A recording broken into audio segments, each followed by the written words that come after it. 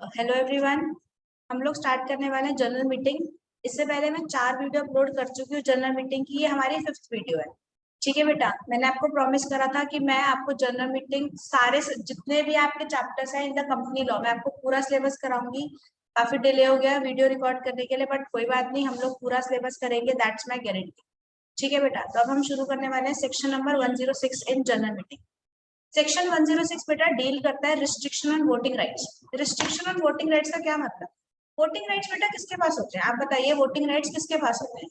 Voting rights होते हैं equity share holder के पास। जो पर्सन कंपनी के इक्विटी शेयर्स खरीदता है उसके पास वोटिंग राइट्स आते हैं। ठीक है, वोटिंग राइट्स मतलब वो जनरल मीटिंग में जाके अपना वोट एक्सरसाइज कर सकता है। ये होता है वोटिंग राइट्स। अब कब कब कंपनी वोटिंग राइट पर रिस्ट्रिक्शन लगा सकती है, मतलब रोक लगा सकते हैं? कब कब लगा सकते हैं बेटा, देखते हैं क्या लिखा है। Not with standing anything contained in this act. Not with standing anything contained in this act. Not with standing का मतलब होता है नॉन ऑब्स्टेन क्लॉज। लिख लो, नॉट विथ स्टैंडिंग का मतलब होता है नॉन एब्स्टेन क्लॉज।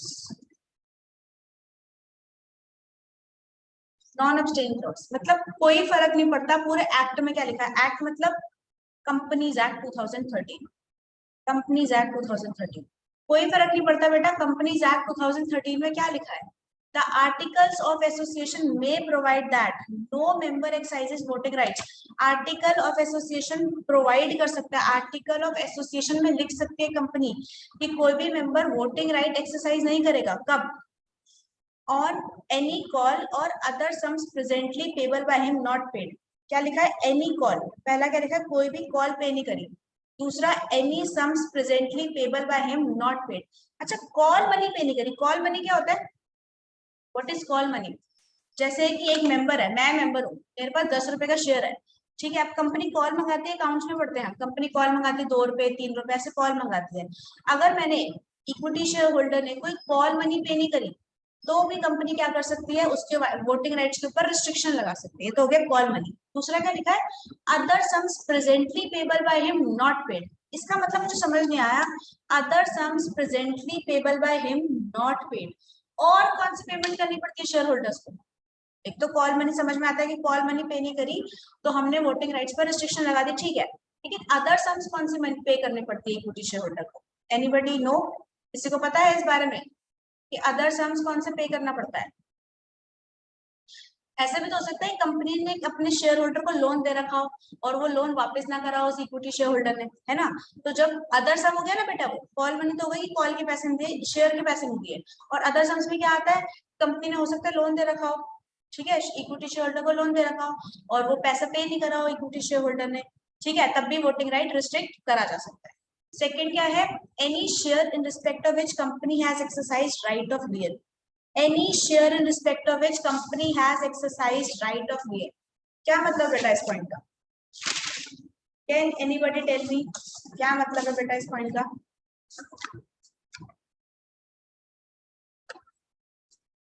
अच्छा, एक तो राइट ऑफ गेन होता है, एक होता है four feature. What is four feature?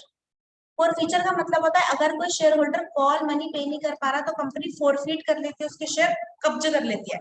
Four feature करने का मतलब होता है कब्जा कर लेना। ठीक है, अगर कोई शेयर होल्डर कॉल मनी पे नहीं कर पा रहा तो कंपनी उसके शेयर्स को फोरफीट कर लेती है। हमने अकाउंट में पढ़ रखा है, फोर फीचर के बाद रीसेल होता है, कैंसिल होता है। ठीक है, अब कंपनी ने अगर कोई भी पैसा, सॉरी, शेयर होल्डर ने अगर पैसा रीपे नहीं करा तो कंपनी क्या कर लेती है? फोरफीट कर लेती है। लेकिन फोरफीट नहीं है, फोरफीट का मतलब होता है कर लेना। राइट ऑफ गेन का मतलब होता है डराना।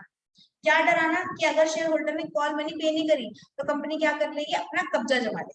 ठीक है बेटा, that is called right of wear.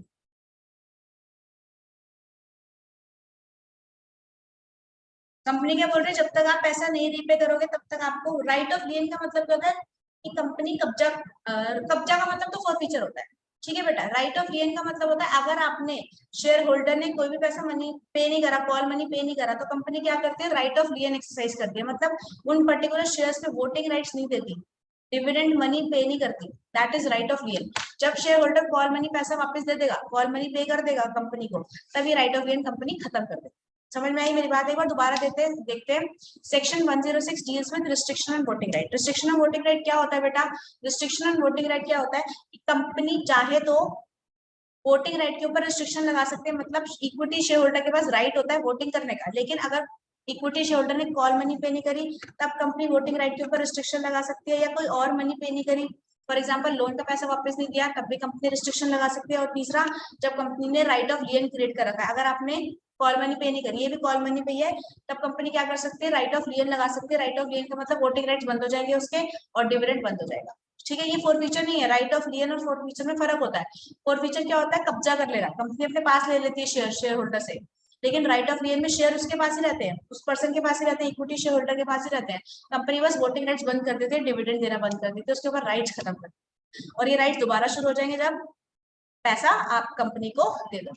Simple है। सेक्शन 106 आगे देखते हैं बेटा एक बार, ये क्या लिखा है। On a poll taken at meeting of company, a member entitled to more than one vote is not bound to give all his vote in favor or against the resolution. अच्छा, इसका मतलब, can anybody tell me the meaning of this? पोल क्या होता है? पोल में क्या होता है? One share is equal to one, one share is equal to one vote. ठीक है बेटा, पोल में क्या होता है? One share is equal to one vote.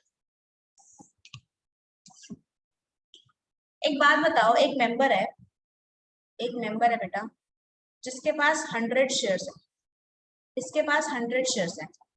ठीक है, अब इसको 100 शेयर्स है, मतलब इसके पास 100 वोट है, 100 वोट्स है।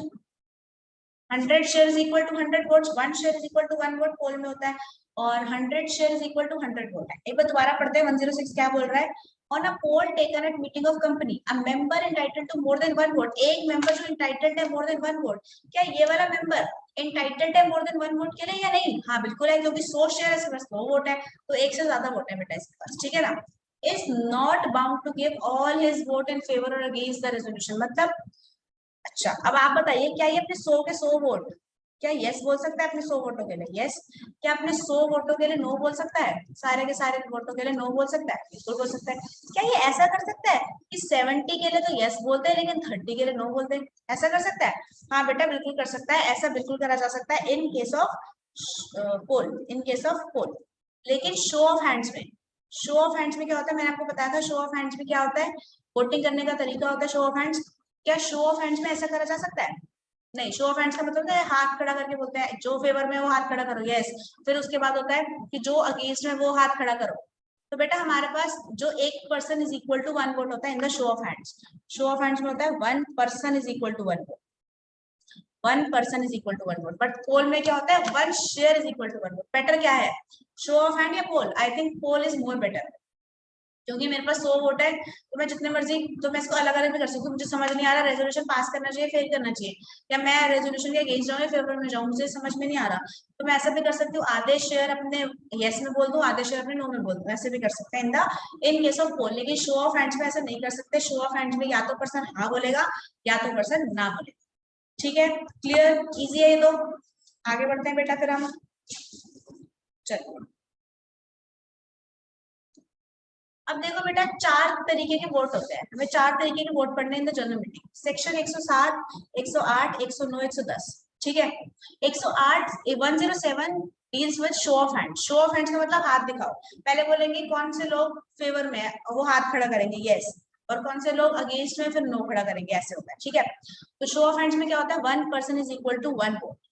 E voting section 108 deals with e voting. E voting में होता है one share is equal to one vote. जैसे मैंने बताया आपके पास 100 शेयर है तो 100 वोट आपके पास है। ठीक है बेटा। पोल क्या होता है? पोल मैं थोड़ी देर में बताऊंगी, अभी थोड़ी देर में आएगा पोल क्या होता है। ठीक है बेटा। और one share is equal to one vote होता है इसमें। पोस्टल बैलेट में one share is equal to one vote. सिर्फ one person equal to one vote कहाँ पर होता है? शो ऑफ हैंड्स में होता है और कहीं नहीं। ठीक है, अब इसके साथ लगता है रूल 20, 21, 22 ऑफ एमजीटी रूल्स 2014। ये सब कुछ हम लोग पढ़ेंगे। स्टार्ट करते हैं section number 107। Section number 107 deals with show of hands. ठीक है, क्या लिखा है? At any general meeting resolution shall be passed by show of hands. मतलब जब भी जनरल मीटिंग होगी तो रेजोल्यूशन सबसे पहले कैसे पास होगा? शेल लिखा है, शेल मतलब कंपलसरी, मैंडेटरी। जब भी जनरल मीटिंग होगी तो रेजोल्यूशन कैसे पास होगा बेटा? हमेशा और हमेशा शो ऑफ हैंड्स होगा। याद रखना इस बात को, जब भी जनरल मीटिंग होगी रेजोल्यूशन कैसे पास होता है बेटा? हमेशा और हमेशा शो ऑफ हैंड्स होता है। लेकिन इसके दो एक्सेप्शन है। क्या एक्सेप्शन है? जब भी जनरल मीटिंग होगी, सेक्शन 107 बोल रहा है शो ऑफ हैंड्स, जब भी जनरल मीटिंग होगी तब भी रेजोल्यूशन कैसे पास होगा, हमेशा हमेशा शो ऑफ हैंड से रेजोल्यूशन पास होगा। लेकिन बेटा इसके दो एक्सेप्शन है। क्या एक्सेप्शन है? Section 108 that is e voting, और सेक्शन 109 दैट इज पोल। मतलब जब भी जनरल मीटिंग होगी तब हमेशा कैसे रेजोल्यूशन पास करना है? शो ऑफ हैंड से पास करना है। सब लोग बोलेंगे, अपने अपने घर में बैठ के सब लोग बोलेंगे, ठीक है। जब भी जनरल मीटिंग होगी रेजोल्यूशन सबसे पहले कैसे पास होगा? हमेशा और हमेशा शो ऑफ हैंड से पास होगा। लेकिन दो इसके एक्सेप्शन है, जब ई वोटिंग हो रही है तब शो ऑफ हैंड से पास नहीं होगा, जब पोल डिमांड कर दे तब भी शो ऑफ हैंड से पास नहीं होगा, ठीक है। यही मतलब है ना इसका, ठीक है। आगे क्या लिखा है? declaration by result by declaration by chairman of meeting of passing resolution by show of hand shall be conclusive evidence। क्या मतलब? शो ऑफ हैंड से जो रेजोल्यूशन पास करा गया है वो जब चेयरमैन ने डिक्लेयर कर दिया कि रेजोल्यूशन पास हो गया, उसके बाद वो कंक्लूसिव एविडेंस बन जाएगा। अब कोई पर्सन उसके ऊपर, उस रेजोल्यूशन के ऊपर ऑब्जेक्शन रेज नहीं कर सकता कि सही से रेजोल्यूशन पास नहीं हुआ वगैरह वगैरह। आपको पहले करना है, एक बार चेयरमैन ने बोल दिया कि खत्म है, एक बार चेयरमैन ने डिसाइड कर लिया कि रेजोल्यूशन पास हो चुका है, कंक्लूसिव एविडेंस उसने बना लिया, तो बेटा वहीं पे रेजोल्यूशन पक्का मान लिया जाएगा। अब कोई भी बंदा, कोई भी पर्सन उसको वॉइड डिक्लेयर नहीं करवा सकता। ये इस पॉइंट का मतलब है। इसके ऊपर केस स्टडी बन के आ सकते हैं, इंपॉर्टेंट पॉइंट है ये, ठीक है। एक बार शो ऑफ हैंड से रेजोल्यूशन पास हो गया और चेयरमैन ने उसको कंक्लूसिव एविडेंस बोल दिया, उसी दिन से क्या बन जाएगा? वो कंक्लूसिव एविडेंस बन जाएगा। अब उसके ऊपर कोई भी ऑब्जेक्शन रेज नहीं करा जा सकता कि आपने सही से रेजोल्यूशन पास नहीं करा, या सही से वोटिंग नहीं हुई, शेयर होल्डर ने सही से वोट नहीं करा, ठीक है, वगैरह वगैरह। ऐसा नहीं बोला जा सकता जब तक चेयरमैन ने उसको कंक्लूसिव एविडेंस नहीं बोल दिया। समझ में आ गई बात? चलिए आगे बढ़ते हैं फिर। सेक्शन 109 डील्स विद पोल। पोल मतलब शो ऑफ हैंड्स हो गया, उसके बाद क्या कर सकते हैं? 109 subsection 1 deals with before or on declaration of result by show of hands. Before पहले, या फिर ऑन उस वक्त, किस वक्त? On declaration of result by show of hands. Show of hand का रिजल्ट डिक्लेयर होने से पहले या उस टाइम क्या करो? अ पोल में be order by chairman. Chairman order कर सकता है poll on his own motion, खुद भी कर सकता है। और a poll shall be order by chairman if poll is demanded by members. या मेंबर बोल सकते हैं चेयरमैन को कि पोल ऑर्डर कराओ, तो फिर पोल करवाना पड़ेगा। अच्छा एक बार दोबारा पढ़ते हैं क्या लिखा है। ये भी एक लाइन लिखी थी, रह गई।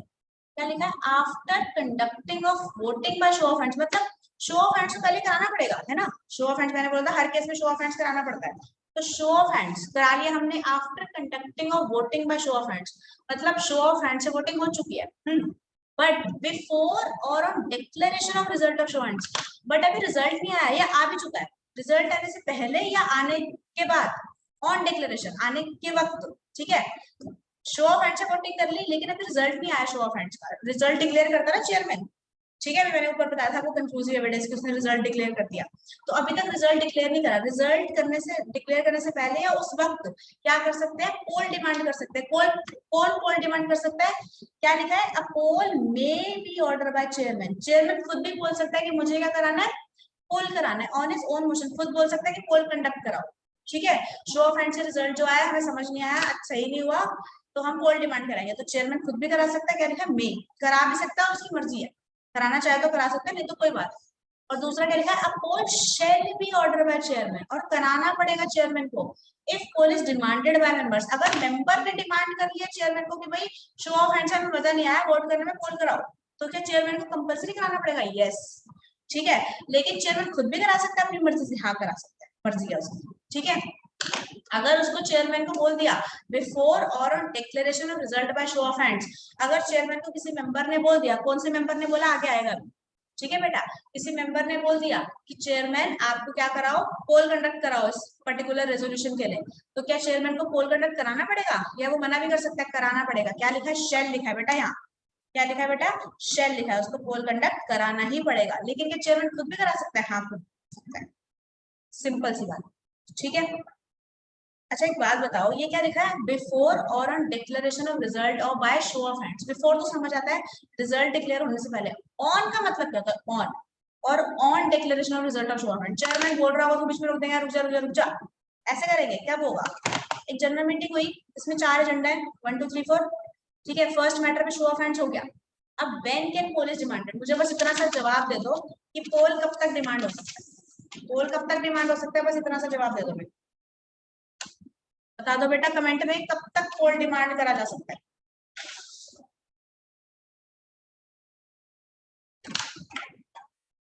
पोल को कब तक डिमांड करा जा सकता है बेटा, बताइए। इसमें लिखा है ना आंसर, ये answer before or on declaration of result by show of hands. Show of hands हो गया तो इसके रिजल्ट से पहले। और ऑन का मतलब क्या है? On declaration of result by show of hand. On का मतलब समझ में नहीं आया मेरे। ऑन का मतलब क्या है? तो लिख लो बेटा until discussion or matter two starts. Discussion on second matter starts.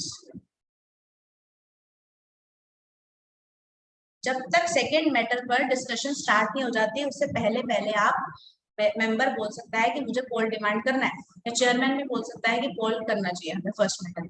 ठीक है, आसान है ये तो। चलिए आगे बढ़ते हैं फिर हम लोग। क्या लिखा है? हु कैन डिमांड पोल। अब आ गया, कौन डिमांड कर सकता है पोल, बताओ। कौन कर सकता है? चेयरमैन कर सकता है? नहीं, मेंबर करेगा। कौन करेगा? मेंबर। क्या लिखा है? मेंबर करेगा, चाहे पीपी मतलब पर्सनली प्रेजेंट, चाहे वो खुद आया है प्रॉक्सी में आया, कोई भी कर सकता है पोल डिमांड। ठीक है, हैविंग 1/10 टोटल वोटिंग पावर, जिसके पास कितनी है? Having 1/10 of total voting power. और एनी मेंबर जिसके पास पेड अप शेयर कैपिटल है 5 लाख रुपए की। ठीक है, क्या लिखा है? कोई भी मेंबर पोल डिमांड कर सकता है, चाहे पर्सन है, पर्सन में आया, चाहे प्रॉक्सी में आया। ठीक है, जिसके पास 1/10 ऑफ टोटल वोटिंग पावर है, या फिर पेड अप शेयर कैपिटल है कितनी? 5 लाख रुपए की। अब मेंबर लिखा है बेटा, ये मेंबर्स लिखा है। क्या लिखा है? मेंबर या मेंबर्स? क्या लिखा? मेंबर या मेंबर्स? मेंबर्स लिखा है ना? Any members, any members. Member या मेंबर्स? मेंबर्स मतलब एक से ज्यादा शेयर होल्डर ही कर सकते हैं, एक पर्टिकुलर शेयर होल्डर नहीं कर सकता। याद करो बेटा, जब मैंने आपको टाइप्स ऑफ कंपनीज पढ़ाया था तो उसमें मैंने बताया था singular includes plural and plural include singular. ये मेंबर्स का मतलब मेंबर भी है और मेंबर का मतलब मेंबर्स भी है। चाहे एक शेयर होल्डर, एक मेंबर या एक से ज्यादा मेंबर, जिसके पास 1/10 ऑफ टोटल वोटिंग पावर है, 5 लाख रुपए की पेड अप शेयर कैपिटल है, कोई भी कर सकता है। चाहे वो एक बंदा या 10 बंदे मिलाकर है, 100 बंदे मिलाकर है, 500 बंदे मिलाकर है, उससे कोई फर्क नहीं पड़ता। ठीक है बेटा, तो ऐसा कौन सा मेंबर कर सकता है पोल डिमांड? कोई भी मेंबर कर सकता है जिसके पास 1/10 ऑफ टोटल वोटिंग पावर है, या फिर 5 लाख रुपए की पेड अप शेयर कैपिटल है। 5 lakh paid up share capital is minimum, maximum कितना भी हो सकता है, मिनिमम 5 लाख की पेड अप शेयर कैपिटल तो आपके पास होनी ही होनी चाहिए। डन है? चलिए बेटा आगे बढ़ते हैं फिर हम। विड्रॉल ऑफ पोल। अभी पोल डिमांड कर लिया, मैंने कहा यार मैं मान लेती हूँ मेंबर हूँ, मैंने पोल डिमांड कर दिया, मैंने चेयरमैन को बोल दिया चल बेटा पोल करा।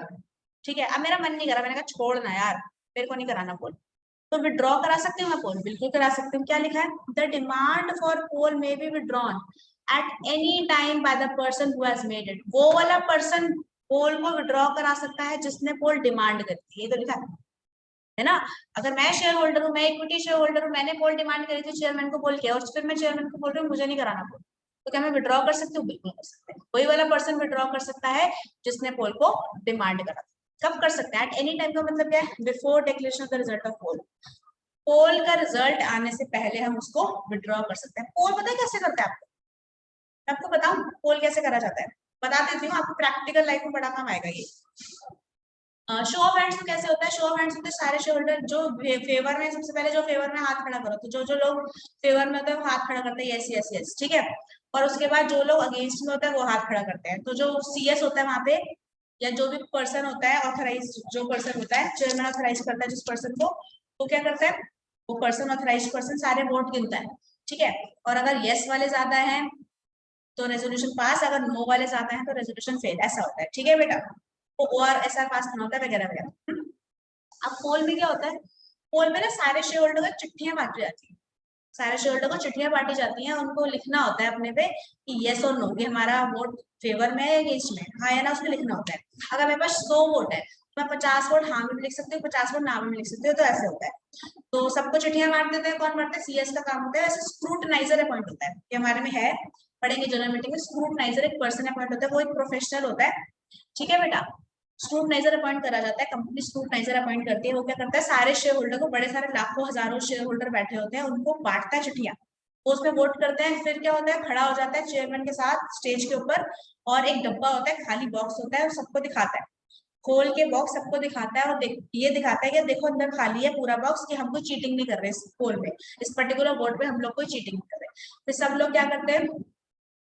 सब लोग क्या करते हैं, वोट करते हैं सारे शेयर होल्डर। वोट करने के बाद अपनी सारी चिट्ठियां किस में डालते हैं, उस पर्टिकुलर बॉक्स में डालते हैं। ठीक है, जैसे गुल्लक टाइप नहीं तो उसमें से छेद सा बना होता है, उसके अंदर डालते हैं सारे अपनी चिट्ठियां, यस और नो लिख के। ठीक है बेटा, तो उसमें डाल देते हैं। फिर जो स्क्रूटनाइजर होता है उसको गिनता है कितने फेवर में है कितने अगेंस्ट में। तो बहुत टाइम लगता है, पोल कराना मुश्किल होता है, टाइम बहुत ज्यादा लग जाता है, 2-3 घंटे लग जाते हैं। उतने सारे शेयर होल्डर, रिलायंस कंपनी के 26 लाख शेयर होल्डर है। ये ठीक है बेटा, 26 लाख शेयर होल्डर तो है, लेकिन 26 लाख तो आ नहीं जाते होंगे। मान लेते हैं कम से कम 1000-2000 तो शेयर होल्डर आते ही होंगे, उनमें भी तो टाइम लगता होगा गिनने में वोट, है ना। तो 1-2 घंटे, 2-3 घंटे तो लग ही जाते हैं। ठीक है, कभी कभी ज्यादा शेयर होल्डर भी आ जाते हैं तो करने में टाइम लगता है। इसलिए हमेशा पहले बोला गया, इससे पहले यही बोला लॉ मेकर ने भी, शो ऑफ हैंड से आप पहले कराओ, पोल अगर डिमांड होता है तो ही कराओ। तो ये होता है पोल कराने का तरीका। अब पोल विड्रॉ भी करा जा सकता है। तो पोल विड्रॉ करा जा सकता है, वो पर्सन पोल विड्रॉ करेगा जिसने डिमांड किया था। कब, before declaration of the result of poll. Result of poll मैंने बताया ना, वो वोट गिन रहा होता है स्क्रूटनाइजर। रिजल्ट डिक्लेयर करने से पहले कभी भी हम पोल को विड्रॉ कर सकते हैं। कौन कर सकता है पोल को विड्रॉ, जिसने पोल ऑर्डर किया था, बस उसने। ठीक है बेटा, ऑर्डर ने डिमांड किया था, शेयर होल्डर ने डिमांड किया था। ऑर्डर कौन करता है, हमेशा चेयरमैन करता है। चलिए बेटा आगे बढ़ते हैं फिर हम। टाइम ऑफ टेकिंग पोल ये तो हमने बता दिया। देख लेते हैं 109 सबसेक्शन 3 और 109 सबसेक्शन 4 क्या कह रहा है। 109 subsection 3, poll shall be taken forthwith. Forthwith का मतलब इमीडिएटली, उसी टाइम जब शेयर होल्डर ने बोला कि पोल कराओ, तो पोल कराना पड़ेगा चेयरमैन को। कब, फॉर 2 मैटर्स, 2 मैटर के लिए। Appointment of chairman, appointment of chairman के लिए, एडजर्नमेंट ऑफ मीटिंग के लिए। 2 मैटर्स पर इमीडिएटली आपको पोल कराना पड़ेगा जब पोल का डिमांड आई है। कौन कौन से 2 मैटर है, appointment of chairman, appointment of और एडजर्नमेंट ऑफ मीटिंग। ठीक है बेटा। और 109 सबसेक्शन 4 क्या बोलता है, poll shall be taken within 48 hours from demand of poll on any other matter. Poll को 48 घंटे के अंदर कराना है अदर मैटर्स में। 2 मैटर्स पर तो इमीडिएटली कराना है, ठीक है। और बाकी कोई भी मैटर उसको 48 घंटे के अंदर कराना है, विद इन 48 आवर्स। समझ में आ गया। पोल डिमांड कौन करता है, मेंबर करता है। पोल ऑर्डर कौन करता है, चेयरमैन करता है। सुनते रहना बेटा मेरी बात, पोल डिमांड कौन करता है, मेंबर करता है। पोल ऑर्डर, हाँ, पोल डिमांड करता है मेंबर, पोल ऑर्डर करता है चेयरमैन। ठीक है। और पोल 2 मैटर पे इमीडिएटली कराने, कौन कौन से मैटर, अपॉइंटमेंट ऑफ चेयरमैन और एडजर्नमेंट ऑफ मीटिंग। ठीक है ना। और बाकी सारे मैटर पे 48 घंटे के अंदर विद इन 48 आवर्स मीटिंग पोल कराना है। समझ में आ गई बात। चलिए, मेथड ऑफ वोटिंग। अब मेथड ऑफ वोटिंग के पेपर में आ सकता है क्वेश्चन, बड़ा इंपॉर्टेंट है।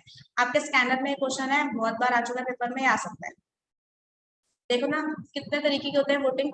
हमने तो 4 ही तरीके के पढ़े, show of hands, e voting, poll और पोस्टल बैलेट। सिर्फ 4 तरीके के इंडिया में 4 चलते हैं, लेकिन और भी बहुत सारे तरीके होते हैं वोट करने के। पहले दूसरा क्या है, 5th पॉइंट, बाय एक्लेमेशन। एक्लेमेशन क्या होता है, बाय बीटिंग बेंचेस। बेंच को पीटना, ऐसे ऐसे बेंच को पीटना। ठीक है, बेंच को कैसे पीटेंगे, जैसे स्कूल में बेंच पीटते थे हम लोग। ठीक है, बच्चे स्कूल में, बॉय स्पेशली, बेंचेस को मारते थे, होता है बेंच को पीटना। ठीक है, ऐसे बोलेगा चेयरमैन कि जो फेवर में पहले वो बेंच को पीटे, तो वो पीटेंगे। ठीक है बेटा, आपको आवाज आ रही होगी मेरी। ठीक है। और फिर जो नो, जो अगेंस्ट में, फिर वो बेंचेस पीटेंगे। ठीक है बेटा, जिसकी आवाज ज्यादा तेज होगी वो रेजोल्यूशन पास या फेल, ऐसा होता है। तो मुझे लगता है काम की चीज है, बेकार है तो। ठीक है, इंडिया में तो कुछ और ही हो जाएगा इसमें अगर ऐसा करने बैठ गए तो। Bye voice note. Voice note मतलब जिसकी आवाज तेज है वो जीतेगा। पहले हाँ बोलेंगे, हाँ वाली आवाज देखेंगे कितनी तेज है, फिर नो वाली आवाज देखेंगे कितनी तेज है। जिसकी आवाज ज्यादा तेज होगी वो रेजोल्यूशन पास है, फिर उसके अकॉर्डिंगली हो जाएगा। ये भी बेकार ही लग रहा है। By division. डिवीजन मतलब अलग अलग कर देंगे। जो फेवर में है लोग ऐसे बोलेगा चेयरमैन, जो फेवर में है मेरे राइट साइड पे आ जाओ, और जो अगेंस्ट में है मेरे लेफ्ट साइड पे आ जाओ। ये क्या है, ऐसा भगदड़ी मच जाएगी बेटा। आपको पता है इंडियन लोग कैसे होते हैं, हम वी आर इंडियंस की यार, हम तो मजे ले जाएंगे। क्या रेजोल्यूशन कोई पास नहीं होगा, मजे लेंगे बस, और कुछ नहीं होगा तो शेयर होल्डर होंगे। ठीक है ना बेटा, और कुछ नहीं होने वाला इसमें। तो ये कुछ तरीके होते हैं मेथड ऑफ वोटिंग। पेपर में आएगा तो सारा लिख के आ रहा। और ये जो नीचे वाले 5, 6, 7 पॉइंट है, इंडिया में नहीं चलता, नॉट इन इंडिया। इंडिया में से 4 ही चलते हैं, ये वाले ऊपर वाले, show of hands, e voting, poll और पोस्टल बैलेट। बाकी नीचे वाले 3 इंडिया के लिए नहीं बने हैं, और अच्छा है नहीं बने हैं, या तो कभी रेजोल्यूशन पास ही नहीं हो पाता अगर ऐसे सब चलता।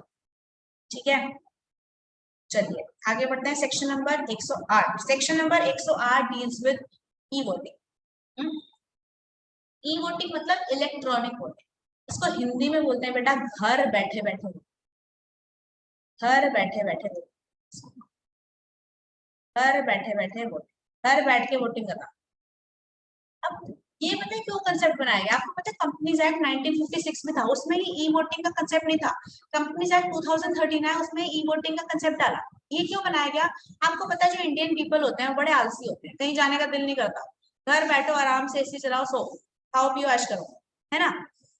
तो जो शेयर होल्डर थे वो मीटिंग में भी नहीं आते थे, लेकिन कंपनी को जनरल मीटिंग करानी तो मैंडेटरी होती है ना बेटा? हर साल सितंबर में जनरल मीटिंग करानी मैंडेटरी है कंपनी के। तो जब शेयर होल्डर नहीं आएंगे तो मीटिंग कराने का फायदा क्या? तो कंपनी लॉ में एक प्रोविजन डाला गया, that is section 108 e voting. इसमें लॉ मेकर ने लिखा कि जो पर्सन मीटिंग में नहीं आ सकता वो घर में बैठ के भी वोटिंग कर सकता है, that is called e voting, घर बैठे बैठे वोटिंग। और ये कुछ कंपनीज के लिए एप्लीकेबल है, सब कंपनीज के लिए एप्लीकेबल नहीं है। इसमें खर्चा आता है बेटा, खर्चा आता है। इसमें वेबसाइट का लिंक देना पड़ता है कंपनीज को। शेयर होल्डर को जब नोटिस देगी कंपनी तो साथ में वेबसाइट का लिंक देती है, उस लिंक पे क्लिक करते हैं, उसके बाद पासवर्ड जनरेट करते हैं जो शेयर होल्डर होते हैं, फिर उसके बाद वोटिंग होती है। ऐसा कुछ सिनेरियो होता है, ठीक है बेटा? तो इसकी एप्लीकेबिलिटी कौन सी है? Listed company. ये किसके लिए कंपलसरी है? लिस्टेड कंपनी को ई वोटिंग फैसिलिटी अपने शेयर होल्डर को देनी पड़ेगी। दूसरा, अनलिस्टेड पब्लिक कंपनी जिसके शेयर होल्डर कितने हैं? 1000 और मोर शेयर होल्डर, जिसके शेयर होल्डर कितने हैं? 1000 और मोर शेयर होल्डर, उनको भी ई वोटिंग करानी पड़ती है। अच्छा दोबारा पढ़ते हैं, ई वोटिंग किस किस के लिए करानी कंपलसरी? एक तो लिस्टेड कंपनी, इसके एक्सेप्शन है ऐसी कंपनी जिसका डिवेंचर लिस्ट है, प्रेफरेंशियल लिस्ट है, इनको नहीं करानी, ठीक है? और ऐसी कंपनी जो कहाँ पे लिस्ट है? एसएमई और आईजीपी प्लेटफॉर्म। ये क्या होता है? ये सिक्योरिटी लॉ का क्वेश्चन है, यहाँ नहीं बता रही मैं, थोड़ा सा बता देती हूँ। 3 जगह पे कंपनी लिस्ट हो सकती है, एक तो मेन बोर्ड, एक एसएमई और आईजीपी। मेन बोर्ड क्या होता है? बड़ी बड़ी कंपनी जैसे रिलायंस, टाटा, ये मेन बोर्ड पे लिस्ट है, ठीक है? एसएमई कंपनी, एसएमई मतलब स्मॉल मीडियम एंटरप्राइजेस, यहाँ पे छोटी छोटी कंपनी लिस्ट होती है।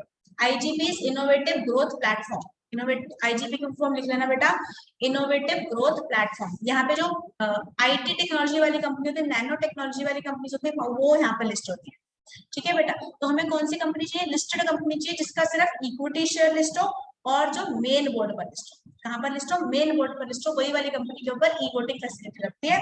अगर किसी कंपनी का डिवेंचर लिस्ट है, प्रेफरेंशियल लिस्ट है, उसको नहीं करानी ई वोटिंग। या कोई कंपनी एसएमई पर, आईजीपी पर लिस्ट है, उसको भी ई वोटिंग नहीं करानी। ऐसी कंपनी को ई वोटिंग करानी है जिसका सिर्फ इक्विटी शेयर लिस्ट है, और वो कहाँ पे लिस्ट है बेटा? मेन बोर्ड पर लिस्ट है। सिंपल बात है। और दूसरी ऐसी पब्लिक कंपनी जिसके शेयर होल्डर कितने? 1000 और मोर, मतलब प्राइवेट कंपनी के ऊपर ई वोटिंग फैसिलिटी नहीं लगती। बेटा जो मैं बोल रही हूँ वो भी लिखते रहना साथ साथ, ठीक है? आपके लिए फायदेमंद रहेगा। प्राइवेट कंपनी उसको ई वोटिंग फैसिलिटी नहीं दे, है ना बेटा? चलिए अब देखना जरा क्या लिखा है सेक्शन 107, अभी हम पढ़ के आए हैं। At a general meeting always voting always by show of hands. Always vote कैसे करना है? शो ऑफ हैंड से करना है, unless poll is demanded or voting is carried out electronically. Poll demand कर लिया तब शो ऑफ हैंड्स नहीं करना। दूसरा, ई वोटिंग करानी है, जिस कंपनी को ई वोटिंग करानी है, मतलब लिस्टेड कंपनी और ये 1000 वाली शेयर होल्डर वाली कंपनी, क्या इनको शो ऑफ हैंड्स कराना है? इनको शो ऑफ हैंड नहीं कराना। ऐसी कंपनी जो पोल कराती है और ऐसी कंपनी जिसके ऊपर ई वोटिंग मैंडेटरी है, तो ये दो कंपनी के ऊपर ई वोटिंग कराना मैंडेटरी है, तो इन दो कंपनी को भी शो ऑफ हैंड्स कराना है बेटा? बिल्कुल नहीं कराना। समझ में आ गई बात? ठीक है ना? चलिए, कोई डाउट आता है बेटा तो आप मुझे मेल कर सकते हो या कमेंट में जरूर लिख सकते हो। अब ई वोटिंग और पोस्टल बैलेट में क्या फर्क है? देखो बेटा, ई वोटिंग भी होता है घर बैठे बैठे वोटिंग, पोस्टल बैलेट भी क्या होता है? घर बैठे बैठे, ठीक है? ई वोटिंग भी कुछ कंपनीज के लिए मैंडेटरी है, ये लिखा हुआ है सर्टेन कंपनीज के लिए मैंडेटरी, और पोस्टल बैलेट भी सर्टेन कंपनीज के लिए मैंडेटरी है, सही है? ठीक है। अब क्या होता है, जब एक्स लिमिटेड मेंबर्स को नोटिस देगी तो इसमें ना क्या होता है, ई वोटिंग में वेबसाइट का लिंक भी देती है। वेबसाइट का लिंक इसलिए देती है, वहां पे जाके आईडी और पासवर्ड जनरेट करना होता है शेयर होल्डर को, ठीक है? मेंबर क्या करते हैं? वेबसाइट पे जाके ई वोटिंग करते हैं, घर बैठे बैठे वोटिंग करते हैं, इसको बोलता है रिमोट ई वोटिंग। पर में क्वेश्चन आता है रिमोट ई वोटिंग, क्या बोलते हैं बेटा? रिमोट ई वोटिंग, ठीक है? जब रिमोट ई वोटिंग हो गई, जैसे 2000 शेयर होल्डर है कंपनी, जिसमें से 1500 ने ई वोटिंग कर ली, 500 ने नहीं करी। मैंने बताया लोग बड़े आलसी हैं इंडियंस, लोग कह रहे हैं हम क्यों करें यार पासवर्ड जनरेट, मेरे से तो नहीं होगा, मैं इससे अच्छा तो अपना फोन ना चला लूं, व्हाट्सएप ना खोल लूं, फेसबुक ना चला लूं, इंस्टाग्राम ना चला लूं इतनी देर में, जो मैं आईडी और पासवर्ड जनरेट करने बैठू, कौन इतना दिमाग लगाए? तो 1500 लोगों ने तो ई वोटिंग कर दी, 500 लोगों ने अभी भी ई वोटिंग। तो 500 लोग क्या करें? अब जब भी ई वोटिंग होती है बेटा तो जनरल मीटिंग करानी कंपल्सरी होती है, याद रखना। जनरल मीटिंग करानी कंपल्सरी होती है ई वोटिंग कराने के बाद। तो ई वोटिंग क्यों करा रहे हैं? ऐसे ही करा रहे, अब मैंडेटरी है तो करानी पड़ेगी, क्या पता कुछ शेयर होल्डर्स मीटिंग में ना आ पाए, ठीक है? कुछ शेयर होल्डर्स बहुत दूर दूर रहते हैं, जैसे मैं दिल्ली में रहती हूँ, मेरे पास रिलायंस कंपनी का शेयर है, और रिलायंस कंपनी कहाँ पर है, मुंबई में है रजिस्टर्ड ऑफिस का, तो उसकी जो जनरल मीटिंग होगी वो मुंबई में होगी, तो मेरे बस का तो है नहीं जाना, ठीक है, तो मैं तो नहीं जा पाऊंगी मुंबई में, ठीक है ना बेटा। तो इसलिए मैं क्या कर दूंगी, यहाँ बैठे बैठे ई वोटिंग कर दूंगी, मेरी तो वोटिंग हो गई खत्म। लेकिन कई शेयर होल्डर नहीं करेंगे, जो मुंबई में रहते हैं या दिल्ली में भी रहते हैं, कहीं भी रहते हैं, कह रहे हम तो मीटिंग में जाएंगे, वहां जाके डिस्कशन करेंगे तभी वोट करेंगे, ऐसे तो हम नहीं कर रहे, हाँ या ना, मुझे तो पता नहीं क्या करूँ मैं। तो इसलिए ई वोटिंग के बाद जनरल मीटिंग करानी कंपलसरी होती है। जो मेंबर ई वोटिंग करते थे घर बैठे बैठे, उसको बोला जाता है रिमोट ई वोटिंग। क्या बोला जाता है बेटा, रिमोट ई वोटिंग बोला जाता है। और जो मेंबर्स ने ई वोटिंग नहीं करी, वो जनरल मीटिंग में जाके भी वोट कर सकते हैं। सिंपल। पोस्टल बैलेट क्या होता है, इसमें भी कंपनी नोटिस देती है, साथ में पोस्टल बैलेट फॉर्म देती है। पोस्टल बैलेट फॉर्म देती है, इसमें वेबसाइट का लिंक नहीं देती। पोस्टल बैलेट फॉर्म मेंबर क्या करते हैं, उस पोस्टल बैलेट फॉर्म को फिल करते हैं, वोटिंग करते हैं और डिस्पैच करते हैं। डिस्पैच करते हैं जैसे पोस्टल अथॉरिटी, पोस्ट से समझा, पोस्टल बैलेट मतलब पोस्टल अथॉरिटी से डिस्पैच करते हैं, पोस्ट करते हैं बेसिकली, ठीक है। जब भी कंपनी नोटिस देती है, साथ में पोस्टल बैलेट फॉर्म देती है अपने मेंबर्स को, फिर वो मेंबर्स क्या करते हैं, उस पोस्टल बैलेट फॉर्म को फिल करते हैं, वोटिंग उसमें लिखते हैं हाँ या ना, और उसको डिस्पैच कर देते हैं कंपनी को। और बेटा याद रखना, पोस्टल बैलेट जब भी होता है कंपनी में जनरल मीटिंग उसके बाद नहीं। ई वोटिंग में जनरल मीटिंग होती है, लेकिन पोस्टल बैलेट में जनरल मीटिंग नहीं होती। समझ में आ गई बात मेरी, आ गई हो। चलिए एप्लीकेबिलिटी। एप्लीकेबिलिटी किसकी, ई वोटिंग किसके ऊपर लगता है, सेक्शन 108 लगता है। पोस्टल बैलेट के ऊपर लगता है सेक्शन 110, ठीक है। ई वोटिंग लगता है लिस्टेड कंपनी को कराना मैंडेटरी है, और ऐसी unlisted company, unlisted public company जिसके मेंबर्स कितने हैं 1000 नंबर, ठीक है। अच्छा, ई वोटिंग कौन से मैटर पर कराना है, तो लिखा है e voting is mandatory for every matter. इन दोनों कंपनीज के लिए ई वोटिंग कराना is mandatory for each and every matter, for each and every matter. याद रखना मेरी बात, for each and every matter. Postal ballot कहाँ लिखा है बेटा, सेक्शन 110 में लिखा है। किस किस को कराना है, लिस्टेड कंपनी को कराना है, और एनी कंपनी जिसके मोर देन 200 मेंबर्स है। यहाँ पे क्या था, इक्वल टू और मोर देन, इक्वल टू और मोर देन 1000 मेंबर्स, और यहाँ क्या है, मोर देन 200 मेंबर्स, ठीक है।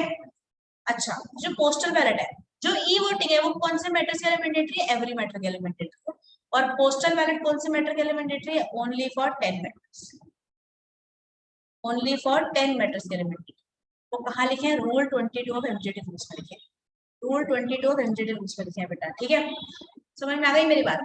ई वोटिंग किसको करानी है, लिस्टेड कंपनी को और अनलिस्टेड पब्लिक कंपनी को, जिसके शेयर होल्डर कितने हैं, इक्वल टू और मोर देन 1000, सारे मैटर्स में ई वोटिंग करानी है दोनों कंपनीज को।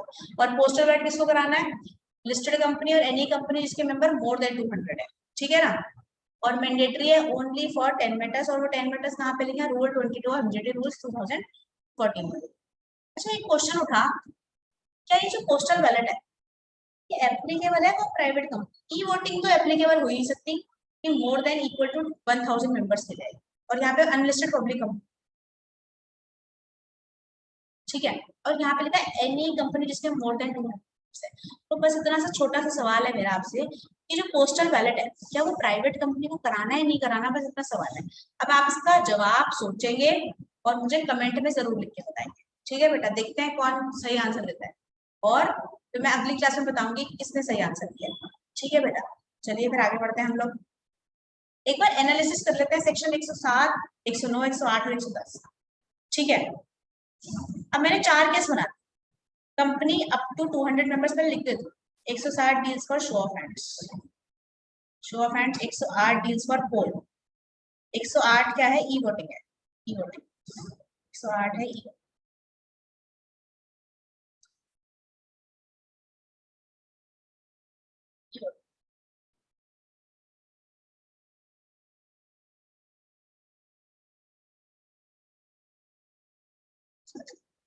इधर लिख देते हैं। 108 है बेटा ई वोटिंग, ठीक है। 110 है पोस्टल बैलेट, 107 है शो ऑफ हैंड्स, और 109 है पोल, ठीक है। अब आप लोग मुझे बताओगे, मैंने 4 सिचुएशन बना दी है, कंपनी के up to 200 members, more than 200, less than 1000 members, equal to more than 1000 members, और लिस्टेड कंपनी, ये 4 सिचुएशन है। एक कंपनी जिसके अप टू 200 मेंबर्स है, उसके ऊपर क्या क्या एप्लीकेबल है, क्या उसको ई वोटिंग करानी है, नहीं करानी, क्या उसको पोस्टल बैलेट कराना है, नहीं कराना, उसको शो ऑफ हैंड्स कराना है, शो ऑफ हैंड्स को कराना ही है, और पोल भी करा सकते हैं, ठीक है। अब ऐसी कंपनी जिसके मोर देन 200 मेंबर्स है बट लेस देन 1000, तो उसको क्या ई वोटिंग करानी है, नहीं, ई वोटिंग कब करानी पड़ती है, 1000 और मोर देन मेंबर्स, ठीक है। ये सारी पब्लिक कंपनी है, याद रखना, सारी पब्लिक कंपनी, ठीक है।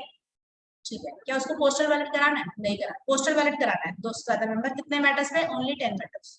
ठीक है बेटा, शो ऑफ हैंड्स कराना है, शो ऑफ हैंड्स को कराना है, और पोल भी कराना है, सिंपल।